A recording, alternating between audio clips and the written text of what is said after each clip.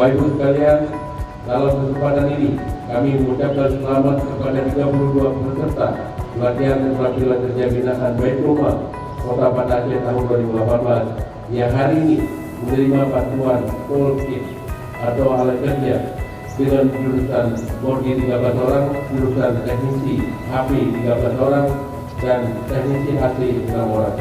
Para peserta pelatihan keterampilan ini merupakan anak-anak dari keluarga miskin yang telah mengikuti proses pelatihan lebih kurang 2 sampai dengan 3 bulan dan pemagangan kerja selama 1 bulan. Pelatihan kerja ini merupakan salah satu modal dasar untuk menerapkan ilmu yang telah dipelajari pada saat pelatihan. Tolong memanfaatkan dengan sebaik-baiknya.